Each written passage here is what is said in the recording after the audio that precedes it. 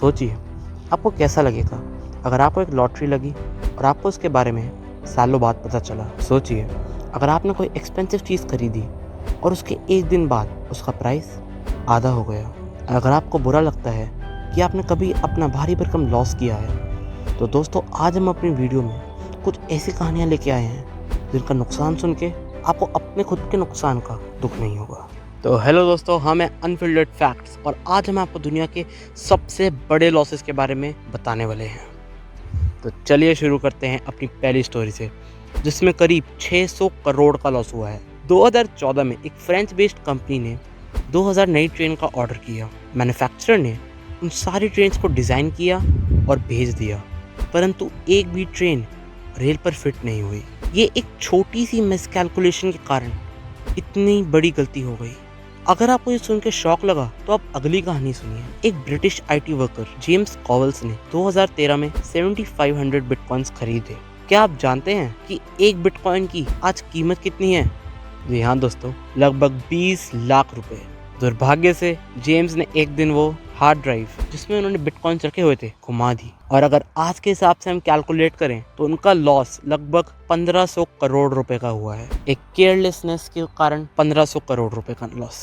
दोस्तों आपके साथ तो ये हुआ ही होगा कि आपने जल्दी जल्दी में किसी को मैसेज कर दिया और वो मैसेज पढ़ने के बाद आपने रियलाइज किया कि आपसे एक टाइपिंग मिस्टेक हो गई है। पर क्या आप सोच सकते हैं कि इस टाइपिंग मिस्टेक से करोड़ों का लॉस भी हो सकता है? 2005 में ये गलती एक जापानीज ब्रोकर ने कर दी, जिसने 6 लाख शेयर एक येन के लिए लिस्ट कर दिए, जबकि उसे 6 लाख येन के लिए एक शेयर लिस्ट करना था। अनफॉर्चुनेटली ये कैंसिल भी नहीं हो पाए और इस छोटी सी गलती से कंपनी को लगभग 1350 करोड़ का नुकसान हुआ। एक ब्रोकर की एक छोटी सी गलती से 1350 करोड़ का नुकसान। सोचिए उस बेचारे पर क्या बीतती होगी। अब इतनी कहानियाँ सुन ली हैं, अब इससे बुरा क्या ही हो सकता है। चलो आपको एक और भयानक कहानी सुनाता हूँ, इससे भी ज़्यादा भयानक। सोचिए आप एक विजनरी डिज़ाइनर हैं जिसने अपने जीवन के बहुत साल और बहुत पैसे एक ही गाड़ी के मॉडल पर लगा दिए और बाद में किसी ने उसे नहीं खरीदा। बुरा लगा। ऐसा ही कुछ 1958 में हुआ था, जब फोर्ड ने एक्सेल नाम की एक गाड़ी लॉन्च करी, पर किसी को भी उस गाड़ी में दिलचस्पी नहीं हुई क्योंकि कोई उसे अफोर्ड ही नहीं कर सकता था। जैसे ही मॉडल रिलीज हुआ, फोर्ड के स्टॉक्स गिर गए और उनको करीबन 1500 करोड़ का नुकसान हुआ। अगली कहानी, द नॉर्थरॉप B-2 स्पिरिट, जो स्टेल्थ बॉम्बर के नाम से भी जाना जाता है, यूएस एयरफोर्स का सबसे महंगा प्लेन है, जिसकी कीमत इतनी ज्यादा है कि गवर्नमेंट बस 21 प्लेन ही बना पाई। आप सोच रहे होंगे कि इतनी महंगी फ्लाइट को बहुत केयरफुली ऑपरेट करते होंगे, लेकिन दोस्तों आप गलत हैं।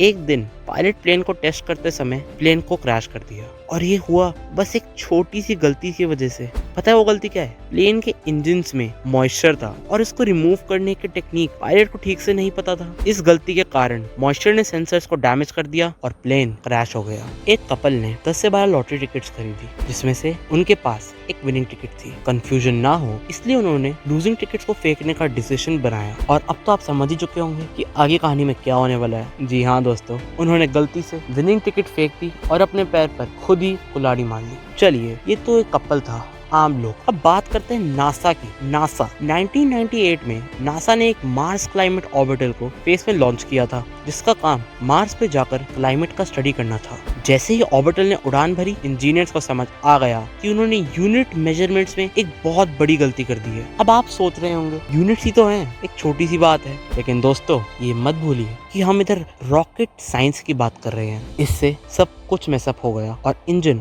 अपना काम सही ढंग से बिल्कुल नहीं कर पाया। कुल मिला के नुकसान 1500 करोड़ से ज्यादा का हुआ। दोस्तों अब अगले किस्से पे चलते हैं। हम बात करने वाले हैं एप्पल की। आपने एप्पल कंपनी के बारे में तो सुना ही होगा। आपके घर में एप्पल का कोई ना कोई डिवाइस तो जरूर होगा। हम बात करते हैं एप्पल के CEO की। आपके दिमाग में स्टीव जॉब्स का नाम आता होगा, पर अब मैं आपको दिलचस्प कहानी सुनाता हूँ। बहुत साल पहले एप्पल के 3 पार्टनर थे। उनमें से एक थे रॉन वेन। 1976 में हेवी रिस्क के कारण वेन ने अपने शेयर्स बेचने का डिसीजन बना लिया और उन्होंने को-फाउंडर्स को ही अपने एप्पल के शेयर्स बेच दिए। कितने में बेचे? $800, जो लगभग 48,000 रुपीज के करीब बनते हैं। वेन के पास उस समय कंपनी के 10% शेयर्स थे, और क्या आप जानते हैं अगर वो 2013 में बेचते तो उनके वो शेयर्स जो $800 में बिके थे $35 बिलियन में बिकते। पर कहते हैं ना दोस्तों, नो रिस्क नो गेन। ऐसा ही कुछ वेन के साथ हुआ।